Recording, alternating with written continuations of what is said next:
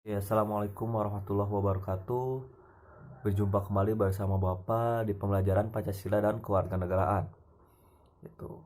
Dan sekalian gitu, untuk kalian melihat dan mengenal Bapak sebagai guru PKN kalian dan bertatap muka secara tidak langsung. Ini pertama kalinya kalian melihat Bapak dalam bentuk video. Karena kalian kan murid baru kelas 10 SMK. Jadi langsung saja, sebelum ke pembahasan, Bapak akan intro dulu, di mana sebenarnya materi yang Bapak akan bahas itu adalah tugas kalian yang kemarin-kemarin. Itu adalah tugas yang berbentuk materi, di mana kalau misalkan kalian jawab berarti kalian sudah menulis materi tersebut. Tapi nanti Bapak tugaskan untuk mencatat apa yang kalian belum catat. Seperti itu. Entah itu hal kecil atau hal besar di dalam materi yang tadi Bapak atau yang akan Bapak jelaskan gitu. Jadi kita akan berlanjut ke slide pertama. Judul besarnya adalah Hakikat Bangsa dan Negara. Oke, lanjut ya. Ya, sebelum kita ke bangsa dan negara, awal mula terciptanya perjanjian antar baik bangsa ataupun negara itu adanya manusia. Karena terciptanya perkumpulan yang membentuk bangsa dan negara adalah perkumpulan manusia. Persetujuan manusia itu sendiri. Jadi kita harus tahu pengertian manusia itu sendiri. Manusia artinya terbagi menjadi dua, yaitu manu dari bahasa Sangsekerta dan sens dari bahasa Latin. Dan ketika kita gabungkan, manusia tersebut artinya terbagi menjadi dua lagi. Artinya menjadi makhluk individu. Artinya manusia yang diciptakan oleh Tuhan, dan makhluk sosial artinya manusia tidak pernah bisa hidup sendiri, artinya memerlukan orang lain. Bapak kasih contoh, bukan saja dalam keluarga, melainkan dalam segi bisnis, segi pakaian pun ini. Misalkan kita tidak bisa menjahitnya, mendesainnya. Kalaupun kita penjahit, misalkan bahannya pun kita beli dari orang lain, misalkan benangnya, terus kainnya, semuanya kita memerlukan bantuan orang lain, memerlukan orang lain, entah itu bekerja sama secara langsung maupun tidak langsung. Seperti itu ya, Bapak sudah kasih contohnya. Oke, kita lanjut ya. Nah, sekarang kita beralih ke bangsa, karena manusia sudah tahu artinya. Bapak ulang lagi, manusia itu adalah makhluk individu dan sosial. Makhluk individu adalah ciptaan dari Tuhan, makhluk sosial adalah bekerja sama memerlukan orang lain. Sementara untuk bangsa itu sendiri adalah tekad dari sekelompok manusia yang memiliki tekad untuk bersatu dan mempunyai senasib untuk bersatu. Dia punya senasib ingin bersatu dalam hal yang sama di wilayah tertentu dengan budaya leluhur yang sama misal, dan sejarah yang sama. Itu pengertian dari bangsa itu sendiri. Sementara menurut Joseph Stalin itu ada tiga, nanti ada fotonya di sana. Yang pertama adalah persamaan sejarah. Tentu saja Indonesia. Kenapa Indonesia sangat luas wilayahnya? Kenapa, ada yang bertanya pasti, kenapa Indonesia itu wilayahnya dari Sabang sampai Merauke? Kenapa tidak sampai India, tidak sampai Afrika? Kenapa? Atau mungkin hanya sampai Bandung saja? Kenapa? Karena persamaan sejarah, dijajah oleh Hindia Belanda. Belanda intinya. Pokoknya dari Sabang sampai Merauke itu sudah pernah dijajah oleh Belanda. Hingga yang dijajah oleh Belanda itu disebut wilayah Indonesia. Seperti itu. Persamaan sejarah. Yang kedua, persamaan cita-cita. Itu sudah sangat jelas. Di sidang PPKI juga tanggal 18 Agustus tahun 1945. Itu sudah sangat jelas. Cita-cita bangsa, dasar negara kita adalah Pancasila. Di mana? Gitu. Di pembukaan Undang-Undang Dasar 1945 alinea keberapa? Keempat. Itu sudah sangat jelas, cita-cita kita sama. Sudah dituang dan biasa diperingati di hari Senin. Sebelum pandemi ini ya, itu sangat rutin hari Senin untuk membacakan pembukaan Undang-Undang Dasar 1945. Itu adalah cita-cita kita. Terlepas untuk kita cita masing-masing itu misalkan menjadi apa sebagai profesi, tapi cita-cita negara adalah di Pancasila itu sendiri, di pembukaan Undang-Undang Dasar itu sendiri, begitu ya. Dan yang ketiga ya menurut Joseph Stalin masih, yaitu mempunyai identitas ras, agama, budaya, dan lainnya gitu. Di sini kita tidak sama maksudnya ras budayanya, tetapi kita mempunyai. Yang paling penting dari membentuknya suatu bangsa sebelum ke negara adalah persamaan senasib untuk bersatu di wilayah yang memang mereka tinggal, tidak berjauhan, bisa, dan mempunyai persamaan cita-cita sejarah. Yang paling penting adalah cita-cita sejarah. Budaya itu bisa menyusul, kalaupun sama kan lebih enak, kalaupun berbeda-beda kita semuanya juga Bhinneka Tunggal Ika yang ada di cengkraman Garuda Pancasila gitu. Itu sudah sangat jelas. Jadi kita terpacu sekitar 80% dari pendapat Joseph Stalin gitu. Oke, lanjut. Nah, itu adalah pengertian tadi dari bangsa. Sementara ya sebenarnya proses terbentuknya bangsa juga dari Joseph Stalin, pengertian dengan prosesnya sebenarnya. Jadi Bapak sudah menjelaskan pengertian dan prosesnya. Bapak ulang lagi ya. Untuk pengertian bangsa adalah sekelompok manusia yang bernasib ingin bersatu, sama, ingin bersatu di wilayah tertentu dengan budaya yang sama, leluhur yang sama. Dan pengertian beserta proses terbentuknya suatu bangsa menurut Joseph Stalin adalah ada 3: persamaan sejarah, cita-cita, dan budaya, agama, ras, dan lain sebagainya. Sehingga membentuk bangsa harus ada syarat-syaratnya tadi: sejarah, cita-cita, budaya, agama, ras, dan lain sebagainya. Seperti itu. Nah, kita langsung ke negara. Negara artinya dari bangsa Sanskerta kalau di Indonesia, yaitu nagari. Bahasa Sanskertanya nagari, artinya wilayah atau kota. Sementara dari beberapa negara gitu, arti dari negara itu banyak. Kita bisa lihat dari negara Belanda. Kita bisa lihat dari negara Belanda, arti dari negara tersebut adalah the start. Sementara Inggris satu stage. Yang paling susah adalah Jerman. Bapak lihat dulu, Jerman itu adalah bukan Jerman, Prancis adalah Le Start. Susah ya ngejanya karena bahasa Prancis. Sementara Statum Latin dan Lo Stato Itali. Masih tetap arti umumnya adalah kota. Intinya dari negara tersebut adalah artinya adalah wilayah atau kota.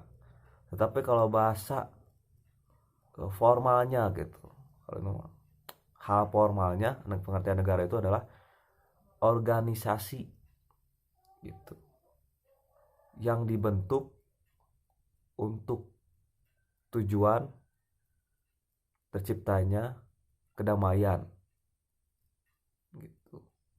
Jadi organisasi yang dibentuk secara sesama untuk menciptakan perdamaian dan untuk bekerja sama dengan negara lain. Dan organisasi tersebut berdaulat, intinya resmi. Itu, berdaulat resmi yang mempunyai tata kelola pemerintahan yang baik, artinya tidak sembarangan. Yang bertujuan untuk bekerja sama dengan negara lain, menciptakan perdamaian secara resmi organisasi dan mempunyai tata kelola pemerintahan yang baik, intinya seperti itu. Sehingga apa? Tidak carut marut, tidak kacau, seperti itu. Oke, sekarang kita ke proses atau terbentuknya suatu negara atau syarat-syarat terbentuknya suatu negara lah bahasa kasarnya ya. Ada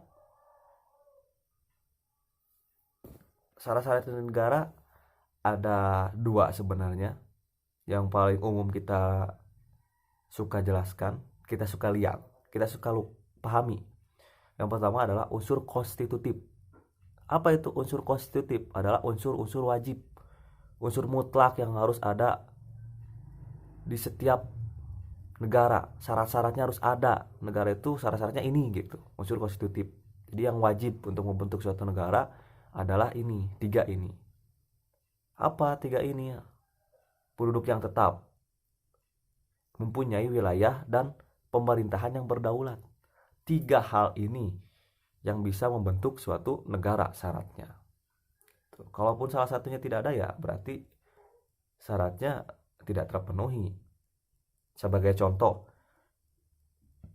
kita misalkan penduduknya ada, wilayahnya nggak ada, kita mau tinggal di mana? Pemerintahan ada, penduduk mana, tempat tinggal mana, kita kontrak gitu. Di wilayah itu tidak bisa. Kita harus mempunyai wilayah yang berdaulat. Di Indonesia contohnya seperti di pasal 25. Negara Indonesia adalah negara berkepulauan yang bercirikan Nusantara. Mempunyai wilayah dan batas wilayah tersebut dengan negara lain. Sementara misalkan, kalau misalkan kita mempunyai wilayah tapi penduduknya gak ada, pemerintahnya ada tapi penduduknya gak ada. Tapi biasanya kalau gak ada penduduk ya gak ada pemerintahan, karena gak ada orang di sana. Gak bisa juga, karena tak berpenghuni, tanpa penduduk, tanpa warga negara. Dan itu ada di Indonesia di pasal 26 tentang warga negara. Warga negara Indonesia adalah warga negara Indonesia asli atau penduduk asli atau warga negara asing yang disahkan menurut undang-undang. Itu kan. Kita balikan.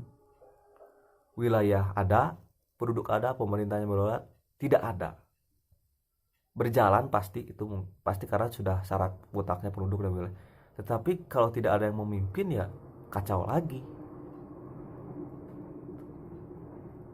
Seperti di pasal 7. Apa? Pemerintahan dibatasi dalam 2 periode. Atau di pasal 4, di mana presiden dipilih oleh rakyat. Presiden dan calon presiden melalui pemilu. Itu secara berarti pemerintahan yang berdaulat. Itu yang tadi Bapak pasal sebutkan. Pasal-pasal sebutkan ada di Undang-Undang Dasar 1945. Seperti itu. Jadi intinya harus saling melengkapi. Tidak boleh tidak ada satu. Nah, sekarang adalah yang kedua, unsur deklaratif. Apa itu unsur deklaratif? Artinya adalah unsur tambahan, di mana ini hanya untuk melengkapi, tapi ini juga penting. Kenapa?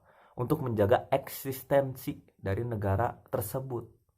Mungkin kita bisa dengan 3 saja dari unsur konstitutif itu, tapi kita tidak akan terkenal.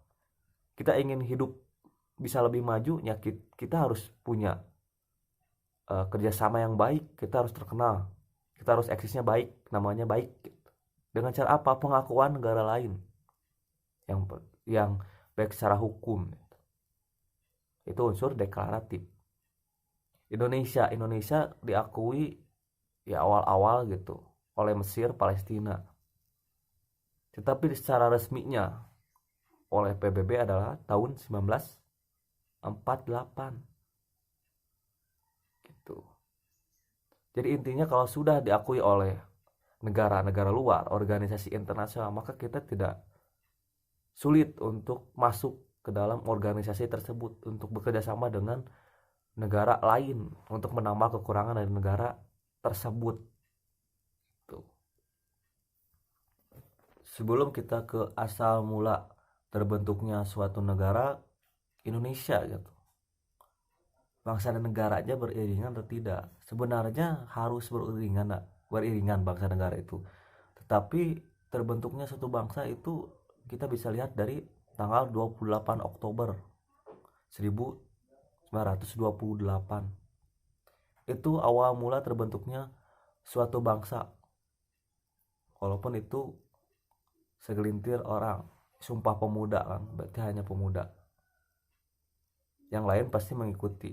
Tapi itu awal mula dari terbentuknya bangsa. Negara ya jelas setelah proklamasi terbentuknya suatu negara. Itu yang menciptakan Indonesia adanya bangsa dan negara oleh keringat, oleh perjuangan dari para pahlawan dan petinggi bangsa. Asal mula terjadinya suatu negara, kita lanjut ya. Ada 3, pendekatan primer, sekunder, dan teoritis. Sekunder di sini adalah faktual. Pendekatan primer, kita ke pendekatan primer terlebih dahulu. Di mana pendekatan primer seperti suatu rangkaian yang naratif, yang bernarasi, artinya suatu cerita yang berurutan kejadiannya, tidak acak-acak, tidak acak-acakan. Yang pertama adalah genosidme. Genosidme itu sendiri adalah pembentukan suatu keluarga, sekelompok keluarga berkembang, kalau kelompok keluarga itu yang hidup. Dipilihlah suatu kepala suku yang artinya mempunyai derajat yang lebih dari orang-orang kebanyakan. Jadi genosidme itu adalah suatu keluarga, sebuah keluarga yang berkembang menjadi sekelompok keluarga ya, dan mempunyai pemimpin yaitu kepala suku yang derajatnya lebih, seperti itu. Setelah menjadi kepala suku, maka datanglah fase kedua yaitu fase kerajaan, di mana ketika suatu kelompok suku itu tersebut sudah sangat berkembang dan luas, maka berkembang menjadi fase kerajaan, di mana wilayahnya lebih luas lagi dengan sedianya bahan persenjataan, transaksi emas dulu ya kalau kerajaan, terus menaklukkan wilayah biasanya. Dan ketika kerajaan itu absolut gitu, di mana negara itu, pemerintahan negara itu tetap tidak mau mendengarkan rakyatnya, maka timbullah rasa nasional. Jadi fase negara nasional adalah dari rakyatnya yang merasa bahwa kita juga berhak untuk membangun sama-sama dengan negeri, bukan raja saja yang sewenang-wenang untuk misalkan AA semua. Itulah punya rasa nasional yang tinggi, rasa nasionalis yang tinggi, maka timbullah fase negara nasional. Langsung ke fase negara demokrasi, di mana ketika raja atau pemerintahan yang absolut digulingkan, maka mereka ingin memilih pemimpin yang menurut mereka pantas dan bisa bekerjasama dengan rakyat. Nah, itu adalah fase negara demokrasi. Itu disebut pendekatan primer. Kita lanjut ke pendekatan sekunder, faktual. Arti dari faktual itu adalah berdasarkan fakta yang ada, berdasarkan apa yang terjadi di dunia. Kita bisa lihat, walaupun Bapak acak dari list ini, tapi tidak apa-apa, karena kan ini Bapak editannya memang kurang, tapi nggak apa-apa, yang penting bisa tersampaikan. Yang pertama adalah penaklukan, dimana penaklukan itu sendiri adalah, kita langsung contoh gitu, seperti negara Liberia asalnya wilayah kosong, tetapi dihuni oleh budak negro, dan setelah dihuni maka dimerdekakan oleh Amerika pada tahun 1847. Artinya ketika daerah itu kosong dan ditempati, jadi penaklukan wilayah walaupun kosong, dan dimerdekakan oleh Amerika pada tahun 1847. Oke, lanjut ke peleburan. Ini yang paling gampang. Di Piala Dunia dulu ada Jerman Barat dan Jerman Timur, dan sekarang melebur menjadi negara Jerman. Itu kan ya. Dan langsung ke yang ketiga, yaitu pemecahan, dimana sangat banyak sekali di Piala Dunia. Yang paling sering kita dengar ada Yugoslavia dan Uni Soviet, dan sekarang tidak jadi satu negara. Yugoslavia dan Uni Soviet itu masing-masing negara. Yugoslavia, Bosnia dan Montenegro terpecah, sementara Uni Soviet adalah Cekoslovakia dan Slovakia, Republik Ceko. Mereka menjadi pecah negaranya, entah itu karena ingin ada yang merdeka atau ada konflik, sehingga negara yang asalnya satu terpecah gitu. Yang tadi melebur, yang asal 2 negara menjadi satu, yang ini mecah menjadi banyak. Kalau penaklukan kosong diduduki, gitu, atau negara ini ada diserang gitu. Nah, yang keempat adalah pemisahan. Ini paling gampang. Timur dari negara Indonesia, asalnya kan satu negara Indonesia. Timur itu negara Indonesia asalnya, jadi negara Indonesia. Tapi karena ingin memerdekakan, maka Pak Habibie itu pada tahun 1999 itu mengesahkan negara Timur untuk memisahkan diri dari negara Indonesia, jadi tidak ke negara Indonesia lagi. Itu adalah pemisahan. Untuk yang kelima adalah perjuangan. Kalian tahu sendiri, Indonesia itu asal mula terbentuknya negara dari perjuangan atas penderitaan yang disebabkan oleh penjajahan negara lain, termasuk Belanda. Banyak gitu. Penyerahan itu seperti ada negara yang terus dijajah, sebagai hadiah ketika akhir, maka dikasihlah pemberian kemerdekaan kepada negara yang menjajah. Tadinya Indonesia yang akan diberi oleh Jepang dengan bentukan BPUPKI, Dokuritsu Jumbi Kosakai, dan PPKI, Dokuritsu Jumbi Inkai. Tadinya akan menjadi pemberian Indonesia itu, tetapi tidak jadi karena ada vacuum power, artinya kekosongan kekuasaan akibat adanya pengeboman Hiroshima Nagasaki di Jepang 6 dan 9 Agustus, sehingga terjadinya kekosongan kekuasaan. Peristiwa Rengasengok dan akhirnya proklamasi itu menjadi perjuangan yang asalnya pemberian. Tapi ada contoh lain seperti Kongo dijajah gitu oleh Prancis, sehingga ketika sudah sana sini menjajah, maka Prancis pun memberikan hadiah beserta kemerdekaan kepada Kongo. Seperti itu. Ini adalah yang ketiga. Yang terakhir adalah pendekatan teoritis. Ada 4 tapi banyak sebenarnya, supaya mempersingkat waktu. Yang pertama adalah teori ketuhanan. Nah, teori ketuhanan di sini adalah terbentuknya satu negara atas kehendak Tuhan. Indonesia pun sebenarnya di pembukaan Undang-Undang Dasar 1945 menyangkut teori ini, atas berkat rahmat Allah yang Maha Kuasa. Artinya apa? Berdasarkan Tuhan, berdasarkan rahmatnya negara ini tercipta, terbentuk. Yang kedua adalah teori kekuasaan, di mana ketika kita mempunyai kekuasaan, sekelompok manusia yang mempunyai kekuasaan, maka bisa membentuk suatu negara. Artinya dari kekuasaan itu sendiri kita mempunyai power. Nah, yang ketiga adalah teori perjanjian masyarakat, di mana suatu masyarakat A, B itu melakukan perjanjian untuk membentuk suatu negara. Itu misalkan bisa jadi 2, masyarakat A, B, C untuk membentuk suatu negara, tetapi belum membentuk negara, misalkan ingin membentuk wilayah yang mempunyai kekuatan baru membentuk suatu negara. Yang terakhir adalah teori hukum alam. Jadi seperti kita tidak merencana apa-apa, tapi ya sudah terbentuk suatu negara, entah itu dari suatu hukum alam atau di lempengan-lempengan, atau misalkan dari wilayah tersebut kosong, bisa jadi karena ada satu iklim menjadi satu membentuk negara kan.